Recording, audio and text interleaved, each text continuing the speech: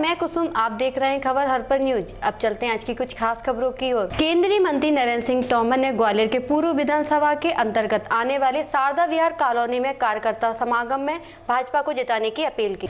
ग्वालियर पूर्व विधानसभा के अंतर्गत शारदा विहार में कार्यकर्ता समागम में भाग लेने के लिए आए केंद्रीय मंत्री नरेंद्र सिंह तोमर ने कार्यकर्ताओं को संबोधित किया। उन्होंने बताया कि किस तरह से भारतीय जनता पार्टी की सरकार द्वारा लोगों के जनहितैषी कार्य किए जा रहे हैं, वहीं जिस तरह मुन्ना लाल गोयल को चुनाव में जिताने के बाद बड़ी मात्रा में यहाँ पर विकास कार्य भी और कराए जाएंगे। उन्होंने इमरती देवी के संबंध में कहा कि जिस प्रकार से कांग्रेस की मानसिकता निकलकर सामने आई है, उससे तो यही साबित होता है कि कांग्रेस सटिया गई है। कमलनाथ जी ने बहुत ही गलत बात कही है और इमरती देवी के विरुद्ध इस तरह की बात कहना एक महिला और दलित समाज दोनों का ही अपमान है। हमारे संवाददाता ने उनसे बात भी की। क्या वास्ता जो विधायकी विकास करने में ही मददगार ना हो पाए और इसलिए कांग्रेस में विद्रोह हुआ। ज्योतिरादित्य जी के साथ लोग इकट्ठा हुए और अपने क्षेत्र की जनता की आन बान शान और उनके सम्मान के लिए, क्षेत्र के विकास के लिए मुन्ना लाल गोयल जी ने इस्तीफा दे दिया। अब मुन्ना लाल गोयल जी ने जब इस्तीफा दे दिया तो भारतीय जनता पार्टी की सरकार बनी। भारतीय जनता पार्टी की सरकार है तो आप ये मानकर चलो विकास तो होगा ही, क्योंकि आपने भाजपा का पार्षद बनाया तो विकास हुआ, भाजपा का महापौर बनाया तो विकास हुआ, भाजपा का विधायक बनाया तो विकास हुआ, भाजपा का सांसद बनाया तो विकास हुआ। इसलिए इस बार भी भाजपा का विधायक बनेगा तो फिर से विकास का काम प्रारंभ हो जाएगा। कांग्रेस के नेता आप सब देख रहे होंगे कि भाषण दे रहे हैं, लेकिन बिल्कुल खाली हो जाएगी। अब कुछ बचा नहीं है। इनका ना मुद्दे हैं, ना इन पर कोई नीति है, ना इनकी कोई नीयत है। जिस लोगों पर मुद्दे नहीं होते, नीति नहीं होती, जिनकी कोई नीयत नहीं होती, तो उनको साफ होना ही है। तमाम सारे लोग अभी भाजपा ज्वाइन करेंगे। निश्चित तौर पर हमारा लक्ष्य क्षेत्रीय प्रगति विकास है। हमारा लक्ष्य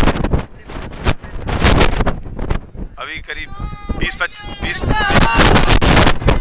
कार्यकर्ताओं ने भारतीय जनता पार्टी ज्वाइन की है। रीवा के सिमरिया से विधायक केपी त्रिपाठी ने जौरा विधानसभा क्षेत्र से भाजपा के प्रत्याशी सूबेदार सिंह सिकरवा के समर्थन में जौरा क्षेत्र में जनसंपर्क किया। रीवा के सिमरिया से विधायक केपी त्रिपाठी ने विधानसभा प्रभारी जौरा के नाते प्रत्याशी सूबेदार सरजोदा के समर्थन में जौरा में जनसंपर्क किया। जनसंपर्क के दौरान पुराना जौरा में रवि तिवारी के निज निवास पर उनका स्वागत सम्मान किया गया।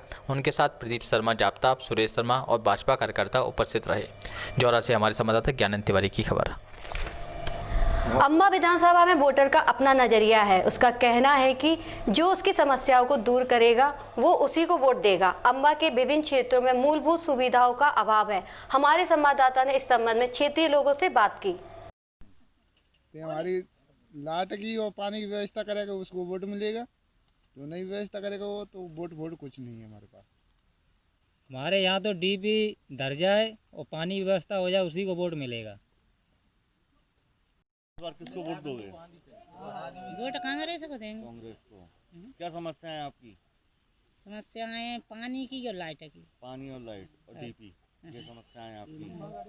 तो सतप्रकाश सखवार को आप वोट देंगे? सखवार को वोट देंगे। वो आपके बीच आते हैं, आपकी बात सुनते हैं? सुनते हैं, आपकी मदद करते हैं वो? हाँ, मदद करेंगे। बोला था तो मतलब 20-30 आदमी हमारे यहाँ पे आओ, हम 50 लोग गए थे पर लेकिन हमारी कोई सुनवाई नहीं की। फिर लेकिन दूसरे दिन फिर बोला था कि फिर आना, तो वहाँ पे फिर गए थे, फिर बोलते हैं कि चुनाव के बाद कुछ होगा। अभी तक कोई सुनवाई हमारी हुई नहीं है। लाट ना पानी कुछ नहीं है हमारे यहाँ पे। बहुत गंभीर समस्या है हमारे यहाँ पे। लाइट, पानी, रोड कुछ नहीं है। वो नहीं कर रहे हैं, उसमें कहाँ कर रहे हैं। हारून खान हारून खान जी, आज का जो युवा दल है या युवा पीढ़ी है, क्या वो मोदी सरकार के और 5 साल झेल सकता है? जो इस तरीके से बात हो रही है कि बिकाऊ और टिकाऊ, इसके बारे में क्या कहेंगे? मोदी सरकार का कार्यकाल तो जो पहले था पहला कार्यकाल और जो दूसरा चल रहा है उससे युवा बिल्कुल संतुष्ट नहीं है। बेरोजगारी चरम पर है, महंगाई चरम पर है, रोज़ लोग मारे जा रहे हैं और मर रहे हैं। कोरोना काल में रोड पर जो चल के हमारे युवा साथी जो अपने कारोबार नौकरियां छोड़कर लौट के आ रहे थे, सड़कों पे मारने के लिए छोड़ दिए। लॉकडाउन और कोरोना काल में कोई प्लानिंग से हुआ नहीं।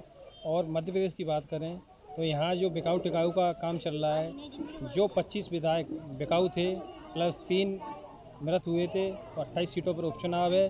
बिकाइयों को जनता पर बिल्कुल बर्दाश्त नहीं करना चाह रही। उनका अंत नज़दीक है। गद्दारों के लिए कोई जगह नहीं है। और उपचुनाव आने वाली 3 नवंबर को और 10 तारीख को जो परिणाम आएंगे उसमें कांग्रेस की सरकार फिर से बनेगी और कमलनाथ जी दोबारा से मुख्यमंत्री बनेंगे। अंचल में युवाओं का किस पार्टी की तरफ झुकाव, क्या चाहते हैं कि इस बार सरकार बने? युवाओं का झुकाव कांग्रेस की तरफ से डेफिनेटली, क्योंकि बीजेपी को पसंद नहीं कर रहे हैं। जो 15 साल का कार्यकाल था शिवराज सरकार का, उसमें युवाओं के लिए बिल्कुल कुछ नहीं था। बेरोजगारी चरम पर थी, कई घोटाले थी और आने वाली जितनी भी नियुक्तियां थी वो रोक दी गई। और मामा शिवराज ने डंपर घोटाला वो चरम किया हुआ था। और संविदा शिक्षक जो भर्तियां थी उसमें काफ़ी ओवर एज हो चुके हैं, बेचारे युवा ओवर एज हो चुके हैं जिनको अभी तक नौकरी मिली नहीं है। तो युवा बिल्कुल कांग्रेस की तरफ है। और जो 15 महीने का कार्यकाल था वो अच्छा चल रहा था कमलनाथ सरकार का। और आने वाले समय में दोबारा से सरकार बनेगी तो कमलनाथ सरकार से फिर युवाओं को उम्मीद है और निश्चित ही युवाओं के लिए कुछ ना कुछ अच्छा ही होगा। ग्वालियर विधानसभा से समाजवादी पार्टी के प्रत्याशी रोशन मिर्जा ने अपना जनसंपर्क आरंभ कर दिया है। जनसंपर्क के दौरान जनता का समर्थन भी उन्हें मिलता दिख रहा है। विधानसभा से समाजवादी पार्टी के प्रत्याशी के रूप में रोशन मिर्जा ने नामांकन भरने के बाद अपना जनसंपर्क भी आरंभ कर दिया है। जनसंपर्क के दौरान उन्हें जनसमर्थन भी मिलता हुआ दिख रहा है। यहाँ बता दें कि उनके आने के बाद अब यह मामला चतुष्कोणीय हो गया है, जिसमें भारतीय जनता पार्टी, कांग्रेस और बीएसपी के बाद समाजवादी पार्टी के प्रत्याशी के रूप में रोशन मिर्जा ने अपनी ताल ठोक दी है। हमारे संवाददाता ने उनसे बात भी की।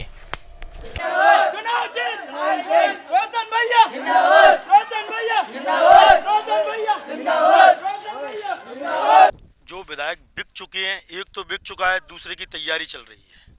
हमको बिकाऊ नहीं चाहिए, हमको समाजवादी पार्टी जिसने यूपी के अंदर शिक्षा और पढ़ाई और जो जहाँ पर वहाँ जो विकास है, सड़कें, पानी, नल, बिजली, एक नंबर काम कर रखा है। हमको समाजवादी पार्टी ने, अखिलेश यादव जी ने हमको टिकट दिया है, उनको हम यहाँ की सीट निकाल के देंगे, अल्लाह ने चाही। हाईकोर्ट के ग्वालियर की खंडपीठ में तलघरों के व्यावसायिक उपयोग को लेकर दायर जनहित याचिका में कार्रवाई करने और नियम विरुद्ध तरीके से पार्किंग की जगह उनका व्यावसायिक उपयोग करने के मामले में कमिश्नर ने करीब 2 दर्जन से ज्यादा कर्मचारियों की एक सूची कोर्ट को सौंपी है, जिन्हें निगम के तलघरों के खिलाफ पर्याप्त कार्रवाई नहीं करने के लिए जिम्मेदार माना गया है। कोर्ट में सौंपी रिपोर्ट में कहा गया है कि कर्मचारियों के खिलाफ विभागीय जांच शुरू कर दी गई है और उन्हें नोटिस भेजकर जवाब भी मांगा गया है। कोर्ट को निगम कमिश्नर की ओर से यह भी बताया गया है कि विधानसभा उपचुनाव, कोविड-19 और दीपावली के चलते कुछ समय के लिए तलघरों पर कार्रवाई को रोका गया है। इसके साथ ही शेष बचे अवैध तलघरों पर कार्रवाई के लिए सभी भवन अधिकारियों से प्लान मांगा गया है। निगम की रिपोर्ट में करीब 400 से ज़्यादा अवैध घरों पर कार्रवाई का दावा किया गया था। कोर्ट कमिश्नर ने रिपोर्ट पेश करते हुए इस कार्रवाई को खानापूर्ति करार दिया था। अब इस मामले पर दीपावली के बाद सुनवाई होगी। फिलहाल निगम ने 15 दिनों के लिए कोर्ट से समय मांग लिया है, जिसमें बाकी रिपोर्ट पेश की जाएगी। नगर निगम आयुक्त संदीप माकिन ने जो है डिफ़ॉल्टर जो कर्मचारी हैं उनके नाम दिए हैं। इसमें ब्रिज बिहारी चौरसिया क्षेत्र क्रमांक नंबर 4, पवन शर्मा क्षेत्र क्रमांक नंबर 6, राजेंद्र शर्मा क्षेत्र क्रमांक नंबर 7, राजीव पांडे क्षेत्र क्रमांक नंबर 9, सत्येंद्र भदौरिया क्षेत्र क्रमांक नंबर 16। इस तरह से कम 25 से अधिक नाम जो है नगर निगम कमिश्नर ने दिए हैं और इन लोगों से एक रिपोर्ट पेश करने के लिए, इन लोगों की रिपोर्ट पेश करने के लिए 15 दिन का समय न्यायालय से मांगा है। नगर निगम का ये कहना है कि अभी त्यौहार का सीज़न है और चुनाव भी हैं, इसलिए जो हमें 15 दिन का समय दिया जाए और जो तलघरों को तोड़ने की कार्रवाई है और पार्किंग की व्यवस्था की कार्रवाई है वो हम त्योहारों के बाद में करेंगे। और कार्रवाई करेंगे। उनको अधिकारियों को जो नोटिस दिए किस तरह का और क्या क्या इसमें आरोप पत्र हुए? ये नगर निगम के जो अधिकारी हैं, जेडओ हैं और भवन अधिकारी हैं, उनको कारण बताओ सूचना पत्र दिया गया है और नगर निगम की ओर से उनको निर्देशित किए, उसको आरोप पत्र भी दे दिया गया है कि आपने क्या कार्रवाई की वो बताएं, वरना आपके ऊपर आरोप तय किए जाएंगे। नगर निगम के वकील ने जो है दीपावली के बाद की कोई डेट मांगी है। इस PIL में ऐसा बताया गया, ऐसा माननीय न्यायालय के द्वारा निर्देशित किया गया था कि यदि कर्मचारी डिफ़ॉल्टर हैं और उनके अवैध रूप से स्वीकृति दी गई है और तो तलघरों में पार्किंग नहीं कराई गई है तो अधिकारी जो है वो शपथ पत्र दें और अधिकारी के द्वारा अगर गलती की जा रही है तो शासन उनके विरुद्ध कार्रवाई की। अम्बा विधानसभा चुनाव में अप्रत्याशी द्वारा समाज के हर वर्ग को साधने के लिए प्रयास किया जा रहा है। इसी के अंतर्गत महाराष्ट्र सरकार के कैबिनेट मंत्री सुनील केदार ने अम्बा के प्रत्याशी सत्यप्रकाश चकवार के समर्थन में जैन समाज के लोगों के साथ बैठक की और कांग्रेस को जिताने की अपील की। एक ही जगह जहाँ पे उन्हें ठीक से सरकार आ सकी वो है उत्तर प्रदेश। उसके अलावा पूरे देश में लोग कहीं नहीं आए। बहुत अच्छा राज्य करते थे सब। दीपक शर्मा जी का माल्यार्पण कर सम्मान करें। इसी श्रृंखला में मैं आमंत्रित करता हूं श्रीमान जी जयदेव जैन को दैनिया जी का सम्मान करें। इसी श्रृंखला में मैं आमंत्रित करता हूं पिल्लू जैन को स्वागत करें। इसी श्रृंखला में मैं आमंत्रित करता हूँ सुरेंद्र जी जैन को तो आए और सौरभ सोलंकी जी का माल्यार्पण में सम्मान करें। साथियों, मैं क्या कहूँ, आप लोगों ने मुझे बहुत कुछ कह दिया है। मेरे पास कोई शब्द नहीं, इतना जरूर है कि मैं आपके चरणों की धूल हूँ। मैं आपके चरणों की धूल हूँ और हमेशा वही बना रहूंगा। क्यों? एक विद्वान ने लिखा है कि झुकते वही हैं जिनमें जान होती है और अकल तो मुर्दे की पहचान होती है। इसलिए साथियों, जाने अनजाने में और मैं काम करने में त्रुटि हुई है, भूल हुई हो गई, मुझे अपना समझ के माफ कर देना। और यहाँ की एक कहावत है कि 100 तक गिनती और पैरों तक मिनती, इतनी सी मेरी अपील है और आपके साथ में बीच का रहने वाला व्यक्ति हूँ, ऐसे ही बना रहूँगा। धन्यवाद। काफी देरी हो चुकी, आपको बहुत देर बैठना पड़ा, तकलीफ होती है, इसलिए क्षमा मांगता हूँ। मेरे पहले के वक्ताओं ने सारी चीज विस्तार से आपसे बताई है और यहाँ पे हकीकत क्या है और किस तरीके का सोच विचार आप रखते हो। पंडित जी, आपने जो तो हमारे पहले आपने फरवरी, आपको कैसे समझ गया मालूम नहीं, आपने फरवरी में डिक्लेयर कर दिया था। आप मेरे मध्य प्रदेश सबसे पहले आपको समझ में आ गया तो क्या करना चाहिए। मध्य प्रदेश की तरफ देख रहा है, वो समझना चाहता है, वो देख रहा है और आप लोग इस चुनाव के तहत कौन से चीज को, उसमें कौन सी चीज को महत्व देते हो देख रहा है। वो समझना चाहते हैं कि मध्य प्रदेश में सरकार वोट से बनती है या नोट से बनती है। मध्य प्रदेश पर पूरा देश आपकी तरफ देख रहा है, आप उस पर ऐसा आपने को विश्वास रखा। ये बात सही है कि 2014 में पहली बार देश में भारतीय जनता पार्टी की सरकार आई। उस टाइम माहौल ही ऐसा था, रोज पेपरों में टीवी में आता था, कोयले के माइंस में कोलगेट हो गए। ग्वालियर थाना क्षेत्र में रहने वाले नगर निगम कर्मचारी जितेंद्र सोमवार की शाम घर पर फांसी लगाकर आत्महत्या कर ली। घटना के बाद परिजनों ने नगर निगम के सफाई दरोगा पर जितेंद्र को प्रताड़ित करने के आरोप लगाया है। हमारे संवाददाता मोनू राठौर की खास खबर। ग्वालियर थाना क्षेत्र में रहने वाले नगर निगम कर्मचारी जितेंद्र पारसी ने सोमवार को शाम को घर पर फांसी लगाकर आत्महत्या कर ली थी। घटना के बाद परिजनों ने नगर निगम के सफाई दरोगा पर जितेंद्र को प्रताड़ित करने का आरोप लगाए और किला गेट पर चक्का जाम करने की भी कोशिश की। CSP नागेंद्र सिंह ने बताया कि परिजनों का आरोप है कि सफाई दरोगा अशोक खरे जितेंद्र को परेशान और प्रताड़ित करता था। इसके ही चलते उसने यह कदम उठाया है। पुलिस ने परिजनों की शिकायत पर प्रकरण दर्ज कर विवेचना में ले लिया है। ग्वालियर से हमारे संवाददाता मोनू राठौर की खबर।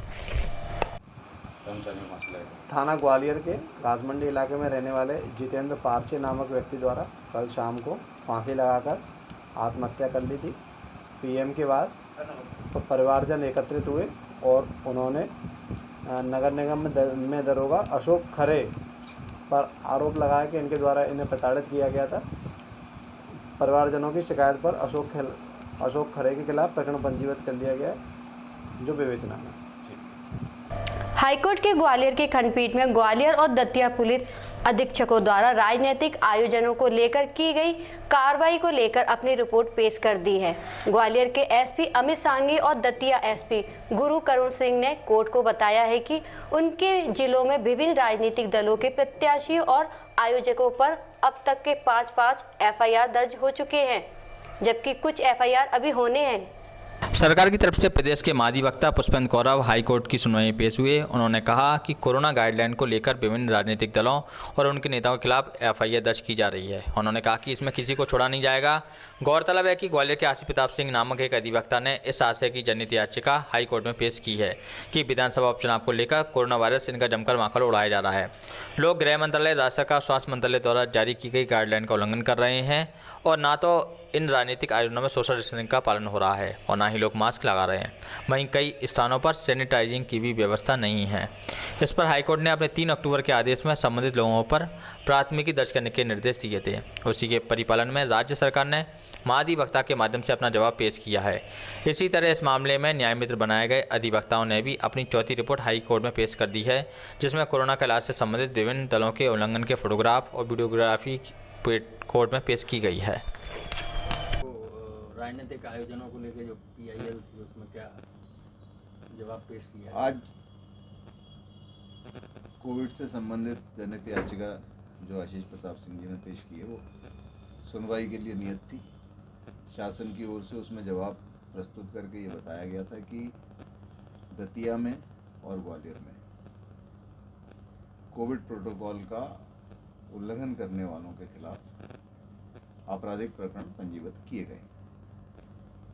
उसके साथ ही ये बताया गया था कि आगे से जो भी जिन लोगों में वायलेशन किया सबके खिलाफ प्रकरण पंजीबद्ध किए जाएंगे और इन नियमों का कड़ाई से पालन कराया जाएगा। न्याय मित्रों की ओर से भी अपनी एक चौथी रिपोर्ट प्रस्तुत की गई प्रकरण में, जिसमें ये बताया गया कि कई आयोजनों में जो राजनीतिक आयोजन है इसमें कोविड नियमों का और प्रोटोकॉल का फॉलो नहीं किया गया, अत्यधिक भीड़ इकट्ठी हुई है और उनके द्वारा ना तो मास्क लगाए गए हैं कई लोगों द्वारा, ना ही प्रॉपर सैनिटाइजेशन है और ना ही 2 गज की दूरी जो आवश्यक है वो रखी गई है। उस पर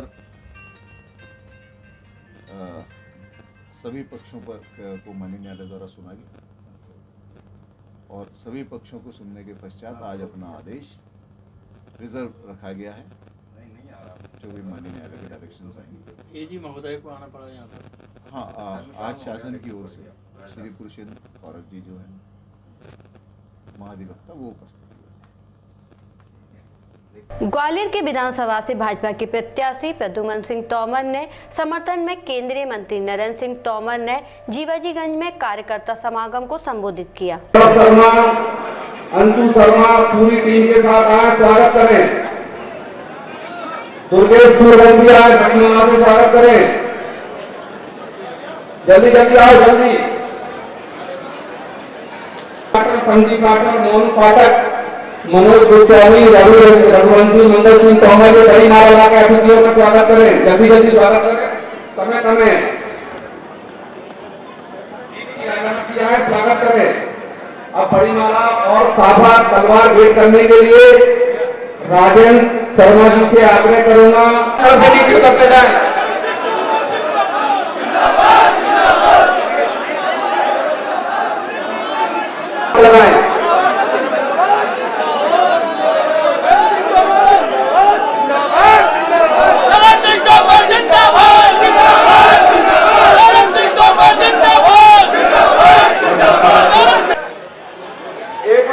शांत रहेंगे।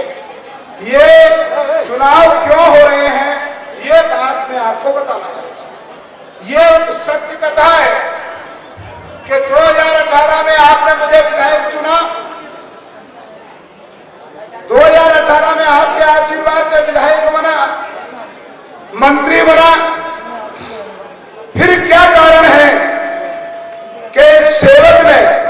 विधायक के लिए तो विधायक की छोड़ी नहीं, मंत्री पद के लिए मंत्री पद तो छोड़ा नहीं। छोड़ा क्यों? जब ग्वालियर की सड़कों के लिए कमलनाथ जी के पास गया, उन्होंने कहा रोड के लिए पैसा नहीं, मैं रोड के लिए पैसा नहीं, टंकी के लिए पैसा नहीं, आदर्श ब्लॉक मिल रोड के लिए पैसा नहीं। तो भैया मैंने कहा कुछ तो करो।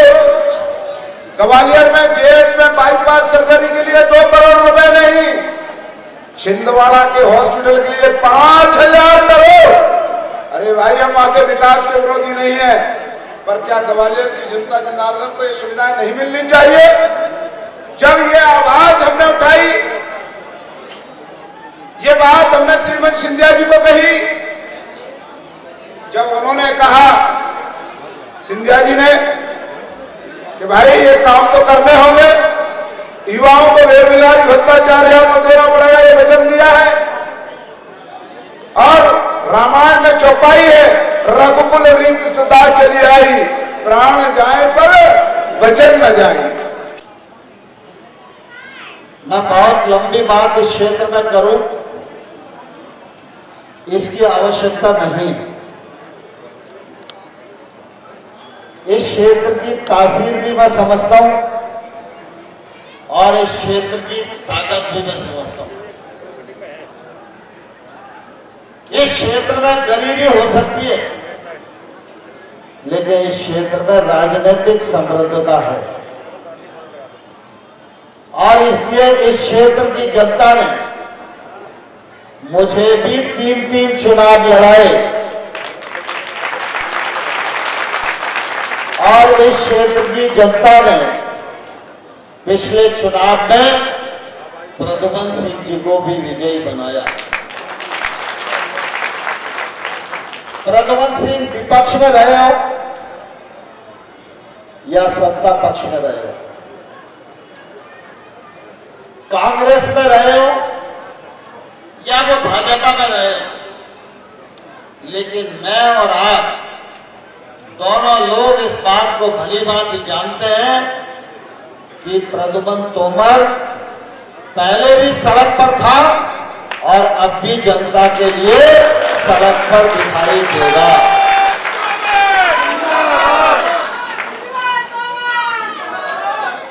जब चुनाव होता है तो कई प्रकार की बातें चलती हैं। कांग्रेसी कई प्रकार का दुष्प्रचार करते हैं, कई प्रकार की अफवाहें फैलाते हैं। कोई कहेगा कि प्रद्युमन तोमर ने कांग्रेस से गद्दारी की है, लेकिन मैं आपको बताना चाहता हूं, गद्दारी वो होती है जो छूटकर की जाती है। प्रद्युमन तोमर ने जनता की आम बान शान के लिए, क्षेत्र के विकास के लिए छुपकर काम नहीं किया, तड़ेआम मुख्यमंत्री को ललकार कर जनता के हित में अपना इस्तीफा फेंक दिया।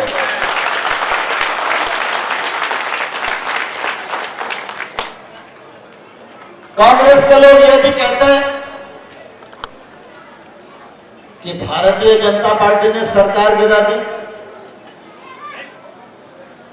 भारतीय जनता पार्टी ने क्यों सरकार गिराई?